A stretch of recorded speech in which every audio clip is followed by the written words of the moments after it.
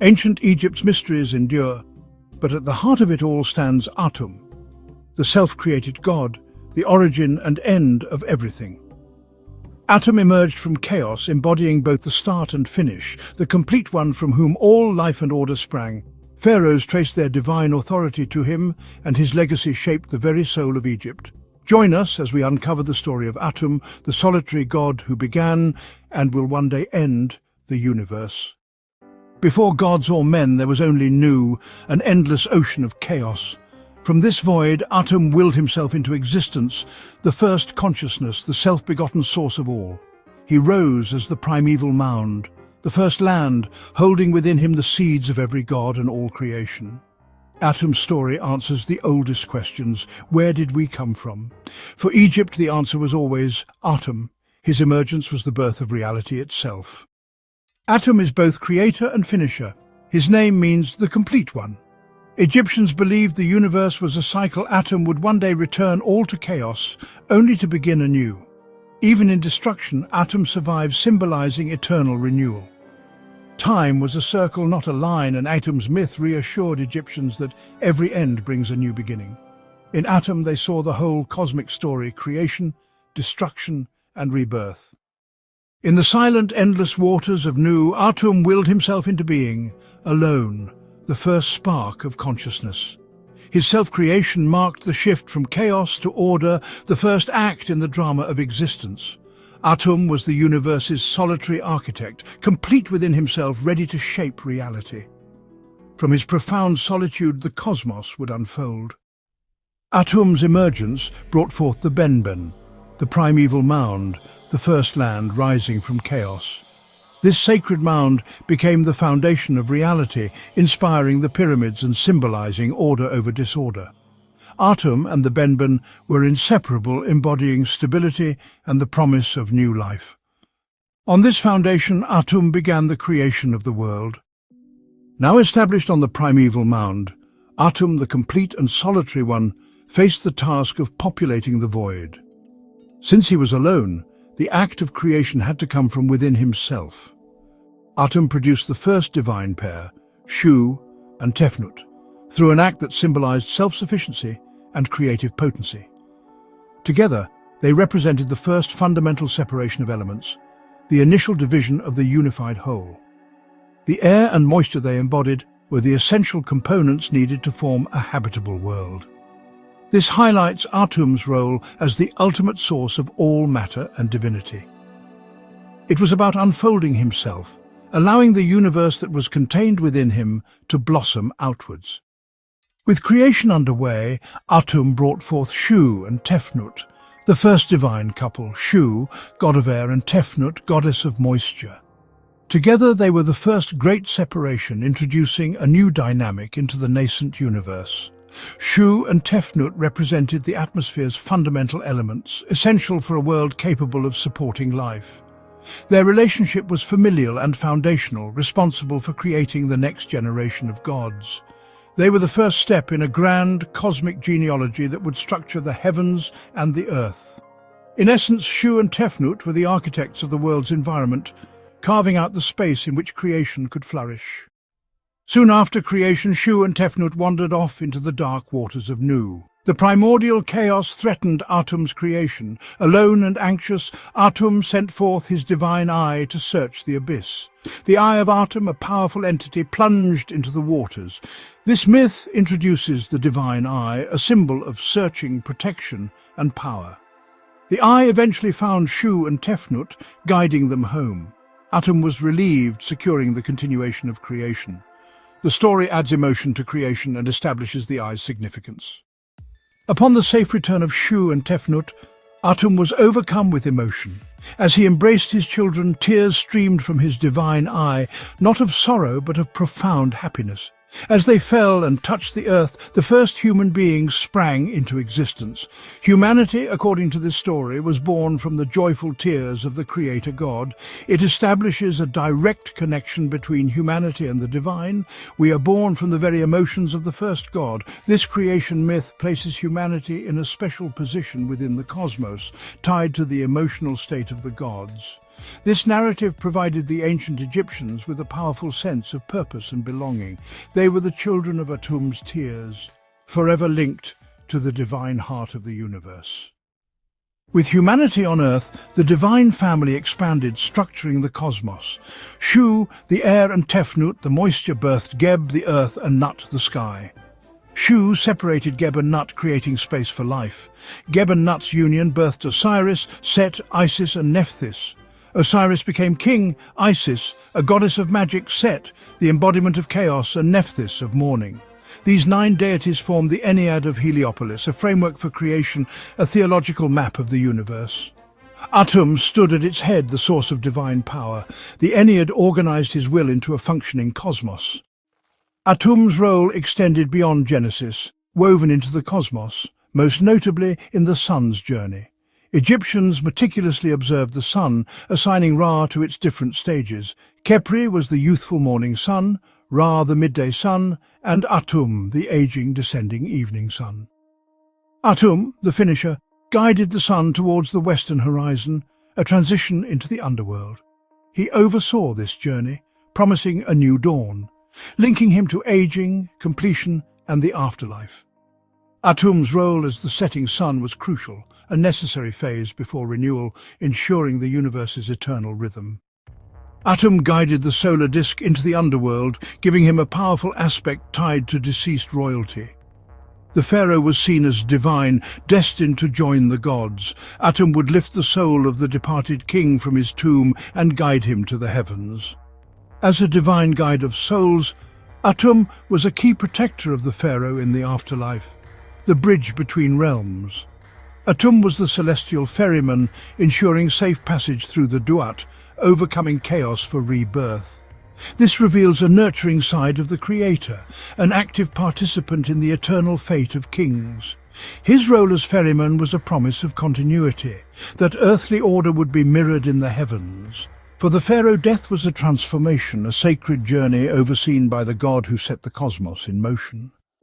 Atum's role is profoundly seen in ancient prophecies concerning the end of the world. His name, the finisher, pointed to his destiny as the destroyer of the cosmos. The coffin texts speak of Atum's plans for the end of time. After millions of years, he will undo everything he created. Atum will submerge the world back into the primordial waters. All form will return to formlessness. Atum, with Osiris, will endure by transforming into a serpent, representing the cycle of time and rebirth. The universe is reset, returned to its original state before a new creation. Atum's role as the finisher was essential to this cycle, ensuring the universe is purified and renewed. To fully grasp the Egyptian understanding of the sun's journey, one must see its different phases not as separate gods, but as different manifestations of a single overarching solar principle. The ancient theologians synthesized the 3 main solar deities into a composite figure that represented the entire cycle of a day. This trinity was Khepri Ra Atum. Khepri was the youthful morning sun, the scarab beetle pushing the solar disk over the eastern horizon, symbolizing new life and becoming. Ra was the mature, powerful sun at its midday peak, the ruler of the sky in his full glory, and Atum was the aged, wise evening sun, descending into the west. This composite deity embodied the concept of wholeness and the eternal passage of time. Khepri Ra Atum was a single divine being experienced in 3 different forms, moving through the stages of birth, life, and aging every single day. This theological concept allowed the Egyptians to reconcile the different myths and attributes associated with each god into one cohesive narrative. The sun was not just an object in the sky, it was a living entity that was born, that ruled, and that aged and passed into the underworld, all as part of its divine nature. Atum's role as the final part of this trinity was indispensable to its completion. This synthesis also had profound implications for the afterlife. The journey of the deceased pharaoh was seen as a direct imitation of this solar cycle. The soul, upon death, would become one with the sun god, experiencing its own cycle of renewal.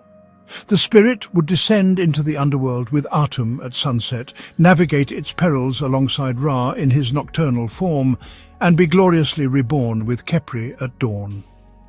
The Khepri-Ra-Atum cycle was therefore not just a cosmological model, it was a blueprint for personal salvation and eternal life, a promise that death was merely a transitional phase, just like the setting of the sun. Ultimately, the concept of Khepri-Ra-Atum places Atum in his proper context as the great finisher who enables renewal. He is the vital concluding chapter that makes the story of the sun, and by extension the story of all life, a complete circle. Without Atum, the cycle would be broken. There would be no descent, no journey through darkness, and therefore no triumphant rebirth. He embodies the profound Egyptian understanding that endings are not failures, but beautiful and necessary components of an eternal repeating pattern of existence, ensuring that for every sunset there will always be a new sunrise. The ancient Egyptians often depicted Atum, their creator god, in human form. Unlike other deities, Atum was portrayed in a dignified anthropomorphic shape, reflecting his role as the patriarch of gods and men. This human form was that of an idealized king, radiating power and authority. Atum is often shown seated on a throne, his posture serene. He often holds the Ankh, the symbol of life, and the Ways scepter, symbolizing divine power.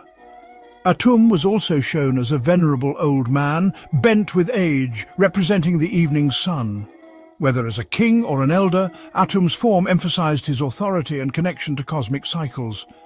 These portrayals inspired awe, showing him as the ultimate pharaoh and majestic creator. Beyond his posture and the objects he held, Atum's divine authority was most powerfully symbolized by the crowns he wore. The most significant of these was the double crown of Egypt, known as the Pshent. This composite crown brilliantly combined the white crown, the Hedjet of Upper Egypt, with the red crown, the Deshret of Lower Egypt. By wearing the Shent, Atum was visually declared as the supreme ruler over the entire unified land. This was a potent political and religious statement. It suggested that the unity of Egypt was not just a historical achievement of mortal kings, but a divine concept established at the beginning of time by the Creator himself. The symbolism of the double crown was profound. It signified completeness and the unification of opposites, a theme central to Atum's very nature. He was the complete one, and the crown was a perfect emblem of his ability to contain and harmonize dualities. It showed that his authority was absolute, extending over every part of the known world. When a pharaoh was crowned with the Shent, he was emulating Atum, stepping into the role of the divine unifier and maintaining the cosmic order that the Creator God had first established. Atum's crown was therefore the ultimate symbol of legitimate, all-encompassing kingship. In addition to the double crown, Atum was also frequently depicted wearing the traditional divine tripartite wig. This was a common headdress for gods and goddesses, a long stylized wig or headcloth with lappets falling on either side of the shoulders and a third section covering the back. This wig immediately identified him as a divine being, separate from mortals. Often the uraeus, a rearing cobra, was affixed to the front of his crown or wig. The cobra was a symbol of divine protection and royal authority, ready to spit fire at any enemies of the god or the king, further reinforcing his status as a powerful and unassailable sovereign. These royal and divine headdresses were essential elements of Atum's iconography. They were not simply accessories, but powerful symbols that conveyed his core identity at a glance. They told a story of unity, authority, and divine right. For the ancient Egyptians, seeing an image of Atum wearing the double crown was to see the very source of their civilization's stability and power. It was a visual confirmation that their world was governed by a divine order, established and personified by the great Creator God who was, and always would be, the true Lord of the two lands. Atum's multifaceted nature was captured through animal symbols, each representing a different aspect of his character. The serpent symbolized his cyclical nature, embodying eternity and renewal. The mongoose, famed for hunting snakes, represented Atum as a solar deity battling chaos. The lion symbolized royalty and power, while the bull highlighted his procreative abilities. As a solar deity, Atum was linked to the scarab beetle, a symbol of creation and rebirth. These animal forms enriched the understanding of Atum, showing his vast power and multifaceted role as the creator. Atum is the primordial creator, the ultimate source of all existence. He was the first creator who brought himself into being. This makes him the starting point for everything. Every god, human, the sky and earth are extensions of his being. His act of will was the catalyst for the universe. The priests of Anu placed Atum at the apex of the cosmic family tree. He began separating the universe into its parts, bringing order from chaos. Understanding Atum is essential to understanding the Egyptian worldview. Everything came from the solitary god who brought the universe into being. Atum's significance is defined by his function as the great regulator of the cosmic cycle. His name, the finisher, is a constant reminder that his work was not done once creation was complete. Instead, he presided over the entire lifespan of the universe from its first moment to its last. This duality of creator and destroyer is one of his most powerful attributes. He was the divine force, ensuring that the universe adhered to its grand cyclical pattern. Atum's declaration that he will one day destroy all he has made is a statement of cosmic law. It was Atum's solemn duty to oversee its conclusion, to dissolve creation back into the primordial waters. He is the link between the end of one universal cycle and the beginning of the next, ensuring that existence itself never truly ends, it only changes form. He was the ultimate guarantor that the fundamental rhythms of existence would continue forever. Atum's significance extended from the cosmic realm directly into the political and religious life of Egypt through his role as the ultimate royal protector. The pharaoh, as the living embodiment of Horus on the throne, was considered a divine descendant of the creator god. This lineage was the very foundation of the king's authority. By tracing his ancestry back to Atum, the pharaoh was not just a ruler. He was the rightful heir to the cosmos, tasked with maintaining the divine order, or ma'at, that Atum had established on earth. This mythological connection made Atum the ultimate patron and guardian of the Egyptian monarchy. This protective role was most evident in the beliefs surrounding the king's afterlife. Ancient texts, particularly the pyramid texts, are filled with appeals to Atum to safeguard the soul of the deceased pharaoh. It was believed that Atum would personally intervene, lifting the king's spirit from his tomb and guiding it on its perilous journey to the heavens. He acted as a divine ferryman, ensuring the pharaoh's safe passage to become one of the so-called imperishable stars. This celestial destiny was a royal privilege, a final act of divine patronage bestowed upon the king by his great ancestor, the creator of all. Atum's association with the setting sun further solidified this role. As the sun god who journeyed through the underworld every night, he was the perfect guide for the king's soul, which had to undertake the same dangerous trip. By identifying with Atum, the pharaoh could hope to navigate the terrors of the Duat and emerge reborn and triumphant, just like the sun at dawn.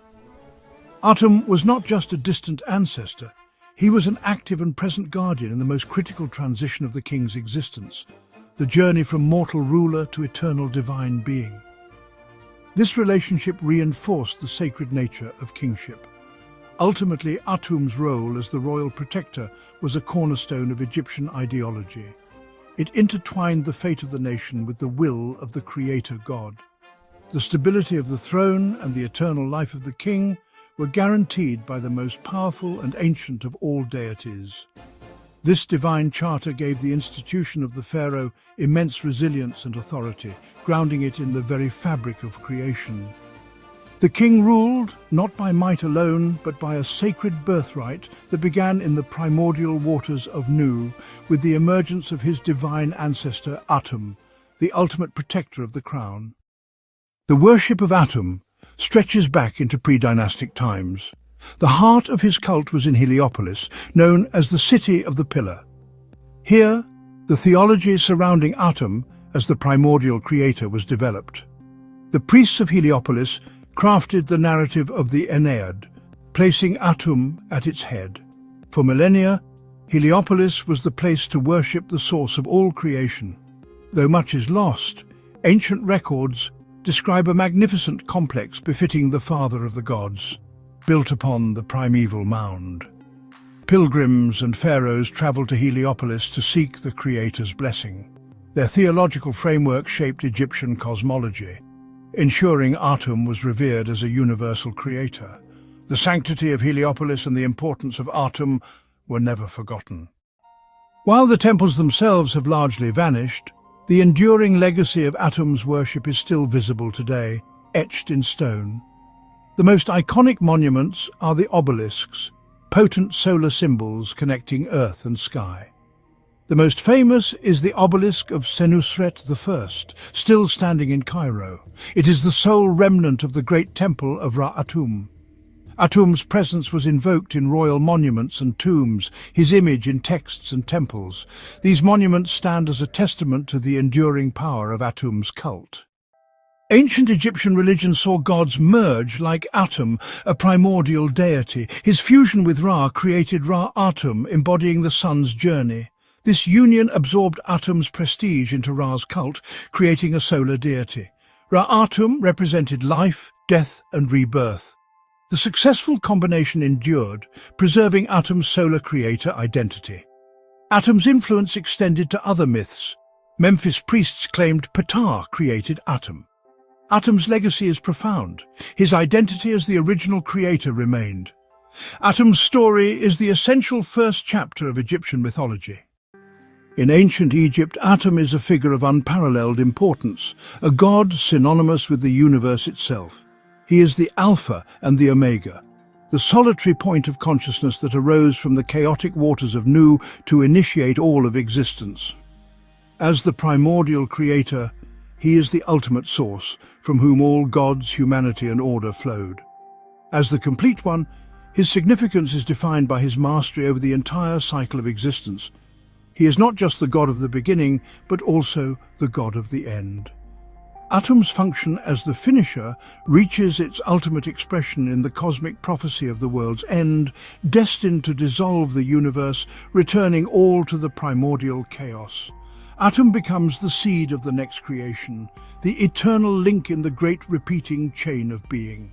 Atum's character is one of profound completeness. The legacy of Atum echoes through the millennia, not just in the silent stones of his ruined temples, but in the very structure of Egyptian religious thought. His cult in Heliopolis established one of the world's oldest and most influential theological systems, a creation narrative so powerful that it shaped the cosmology of a civilization for over 3,000 years. While the prominence of his individual worship may have waxed and waned, his foundational role as the original creator was never truly usurped. Later, state gods like Ra and Amun sought to merge with him to absorb his ancient prestige and creator status, a testament to his undeniable and enduring importance. His influence is seen in the iconography of kingship, where the pharaoh's double crown mirrored Atum's own status as the divine unifier of the two lands. It is seen in the towering obelisks, the petrified rays of sunlight that reach towards the heavens in his honor. It is felt in the funerary texts, where generations of royalty called upon his name to guide them safely through the darkness of the afterlife. Atum provided the divine blueprint for kingship, for the solar cycle, and for personal salvation, weaving his presence into every facet of Egyptian life, from the grand ceremonies of the state to the intimate hopes for eternity. Even today, Atum's story continues to captivate us. It speaks to fundamental human questions about our origins and our ultimate fate. His myth of creation from a single conscious source resonates with philosophical and scientific inquiries into the nature of the universe. His conception of a cyclical cosmos, one that is born, lives, and is eventually renewed, finds parallels in modern theories of the universe. The story of Atum is a powerful reminder of the sophistication and depth of ancient thought, a narrative that grappled with the greatest mysteries of existence with profound imagination and intellectual elegance. Ultimately, Atum is the quiet center around which the vibrant and chaotic world of Egyptian mythology revolves. He is the point of stillness at the beginning and the promise of continuity at the end. To understand Atum is to understand the deep, cyclical philosophy that underpinned one of history's most remarkable civilizations. His legacy is not just that of a creator god, but of a complete cosmic system, a story of everything that was, everything that is, and everything that will be, all held within the being of the complete one, the great and eternal Atum.